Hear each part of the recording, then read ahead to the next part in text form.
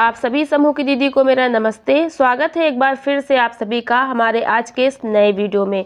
दीदी आज के वीडियो में हम आपको बताने वाले हैं, कई दीदी के मन में ये प्रश्न रहता है कि दीदी जो समूह की अध्यक्ष सचिव कोषाध्यक्ष हैं या फिर जो ग्राम संगठन की पदाधिकारी हैं, अध्यक्ष सचिव कोषाध्यक्ष उपाध्यक्ष उप सचिव, इसी प्रकार से CLF में क्लस्टर में भी पदाधिकारी हैं, अध्यक्ष सचिव आदि।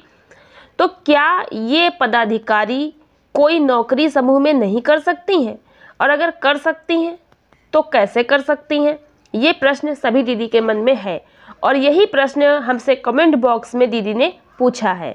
तो यहाँ पर देखिए, विक्रम सिंह ID से यहाँ पर एक दीदी ने हमसे पूछा है, दीदी क्या CLF और VO के पदाधिकारी किसी वैकेंसी के लिए आवेदन कर सकते हैं? तो दीदी का प्रश्न बहुत अच्छा है। मैंने सोचा वीडियो के माध्यम से आप सभी को इसके बारे में जानकारी दे देते हैं। पहले भी मैंने किसी वीडियो में आप लोगों को इसके बारे में जानकारी दी है, हो सकता है कि आपने वीडियो ना देखी हो, तो आज की वीडियो में हम आपको पूरा अच्छे से समझा देते हैं।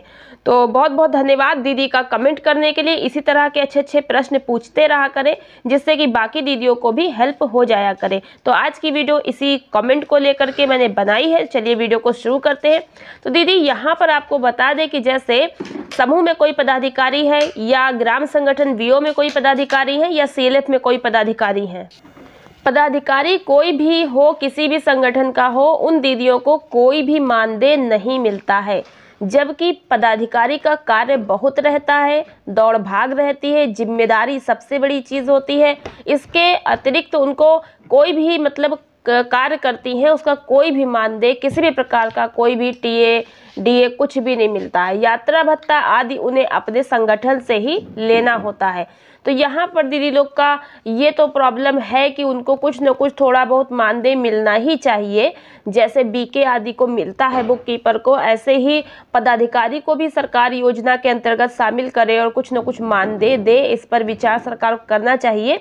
चलिए हम बताते हैं, जैसे कि अगर आप पदाधिकारी हैं तो आपको कैसे नौकरी मिल सकती है, क्योंकि नौकरियों के भी अपने अलग अलग मानक हैं और समूह बनने के बाद, ग्राम संगठन बनने के बाद, CLF बनने के बाद कुछ समय का भी अंतर होता है।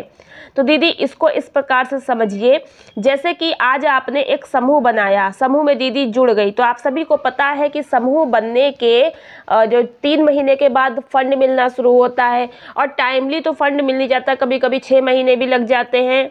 इसके बाद समूह जब 6 महीना पुराने होते हैं और गाँव में 5-6 समूह बन जाते हैं, तब जाके ग्राम संगठन कहीं बन पाता है। फिर ग्राम संगठन भी कम से कम 3 से 6 माह पुराना हो, तब जाके उसको लाभ मिलना शुरू होता है। इसी प्रकार से क्लस्टर भी तभी बनता है जब कम से कम 5-8 ग्राम संगठन बन जाते हैं, तब उस क्षेत्र में कहीं एक क्लस्टर बनता है। क्लस्टर का भी इसी प्रकार से रहता है मानक। तो अब जब दीदी यहाँ पर नौकरी की बात आती, मान लीजिए आप समूह में पदाधिकारी बनी है या ग्राम संगठन में पदाधिकारी बनी है या फिर आप अपने क्लस्टर में पदाधिकारी बनी है, तो समूह में जो नौकरियां हैं उनके अलग अलग मानक हैं। तो मैं उदाहरण के लिए आपको बता दूं, जैसे कि IPRP की नौकरी है और ये नौकरी क्लस्टर कैडर के रूप में मिलती है, मतलब IPRP क्लस्टर के अंडर में काम करती हैं। तो IPRP बनने के लिए कुछ मानक होते हैं, जैसे कि दीदी समूह से जुड़ी हो, ग्राम संगठन से जुड़ी हो, और साथ ही उसको अनुभव होना चाहिए। 2 से 3 साल का उसको समूह में अनुभव होना चाहिए। तो 2-3 साल पहले जो दीदी समूह से जुड़ी थी, तो वही दीदी इसमें आवेदन कर पाएंगी IPRP के नौकरी के लिए। तो दीदी अब यहाँ पर आप सोचिए कि अगर आप ग्राम संगठन की पदाधिकारी हैं या CLF की पदाधिकारी हैं, कोई भी पदाधिकारी हैं, तो IPRP बनने के लिए एक तो पहले तो आपको 2-3 साल का अनुभव होना चाहिए। ठीक, चलिए मान लीजिए आपके पास अनुभव है। उसके बाद आप ये सोचिए कि आप ग्राम संगठन की अध्यक्ष, उपाध्यक्ष या सचिव या कोषाध्यक्ष कुछ भी हैं, या CLF की है पदाधिकारी, तो आपको मीटिंग करानी है, CLF को चलाना है, संचालित करना है, CLF या ग्राम संगठन जो भी है उसकी जिम्मेदारी निभानी है। तो आपको अपने गांव में तो ये रहकर काम करना है। ऐसे में अगर आप किसी कैडर के पद पर कार्य करती हैं और आपको बाहर जाने का मौका मिलेगा, तो उसमें आप बाहर नहीं जाके काम कर पाएंगी, क्योंकि अगर आप बाहर रहेंगी तो फिर आपका मीटिंग वगैरह और संगठन चलाने का कार्य कैसे हो पाएगा, ग्राम संगठन कैसे संचालित हो पाएगा और CLF कैसे संचालित हो पाएगा। इसी प्रकार से ICRP दीदी का भी काम रहता है गांव-गांव में जाकर के समूह बनवाना। लेकिन ऐसा नहीं है कि वे पदाधिकारी किसी पद पर आवेदन नहीं कर सकती हैं।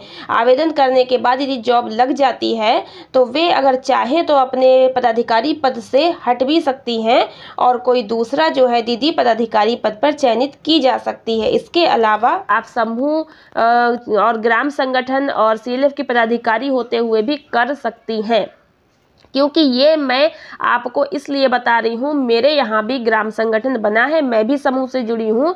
तो मेरे ग्राम संगठन की जो अध्यक्ष हैं दीदी, तो जो अध्यक्ष दीदी हैं वो FLCRP के पद पर भी चयनित हैं। उन्होंने परीक्षा दी थी, एग्जाम हुआ, फॉर्म वगैरह भरा था। तो वर्तमान में इस समय वो ग्राम संगठन की अध्यक्ष हैं और साथ में वो FLCRP के पद पर भी हैं, लेकिन उन्होंने अपने ही गांव में ग्राम पंचायत में काम लिया है और वो अपनी ही ग्राम पंचायत में इस कार्य को कर रही हैं। इसी के साथ में मेरे ही ग्राम संगठन की जो उपाध्यक्ष दीदी है वो उपाध्यक्ष के पद पर भी है और साथ ही मनरेगा में मेट के पद पर भी चयनित है और इस कार्य में वो लगी हैं। इसी के साथ में उपाध्यक्ष दीदी मेट बनने के साथ साथ क्लस्टर की कोषाध्यक्ष भी बनी है, यानी कि वे 3 पद को संभाल रही हैं। जो ग्राम संगठन है वहाँ पर वो उपाध्यक्ष के पद पर है और CLF में वो कोषाध्यक्ष के पद पर है और प्लस वो महिला मनरेगा मेट भी है। तो अब आपकी समझ में आ गया होगा। तो कुछ ऐसी नौकरियां हैं जो कि आप कर सकती हैं, बस आपको ये देखना है कि उसमें क्या क्या मानक पूरे करने हैं, क्या क्या योग्यताएं मांगी जा रही हैं। तो आपको इस प्रकार से नौकरियां कर सकते हैं। तो आशा करते हैं ये बात आपकी समझ में आ गई होगी। तो कुल मिला के अगर आप ग्राम संगठन या CLF की पदाधिकारी हैं तो आप नौकरी कर सकती हैं, समूह की वैकेंसी में आवेदन कर सकती हैं, नौकरी कर सकती हैं। क्योंकि अगर ऐसा ना होता तो हमारे यहाँ दीदी लोग पदाधिकारी पद पर रहते हुए कैडर के पद पर कार्य कैसे कर पाती। इनको ब्लॉक की तरफ से वो जिम्मेदारी भी दी गई है। बस आपको अपनी नौकरी सोच समझकर करनी है कि आप किस कार्य को अच्छे से कर पाएंगी और दोनों ही कार्य को आप सामंजस्य बिठाकर सही तालमेल के साथ में कर सके।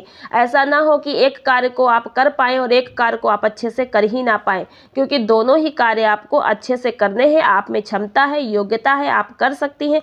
तो आप विभिन्न नौकरियों में आवेदन कर सकती हैं। महिला मनरेगा मेट, FLCRP, FNHWCRP है, ठीक है, और जो CRP वगैरह हैं और भी कई सारे पद हैं जिन पर बुक कीपर हैं, ये वाले पद हैं, समूह सखी हैं, इस तरह के पद, आजीविका सखी, पशु सखी, कृषि सखी, ये कई सारे पद हैं जिन पर आपका आवेदन करने के लिए अपने ब्लॉग से जानकारी कर सकते हैं। तो मिलते हैं नेक्स्ट वीडियो में कुछ नई जानकारी के साथ। अगर आप में से किसी भी दीदी को जो भी हमारी वीडियो देख रही हैं कोई भी प्रश्न करना है तो हमें कॉमेंट बॉक्स में नीचे लिख सकती हैं, या फिर हमें इंस्टाग्राम जो मेरी ID यहाँ पे शो हो रही है स्क्रीन पर, इस पर फॉलो कर सकती हैं।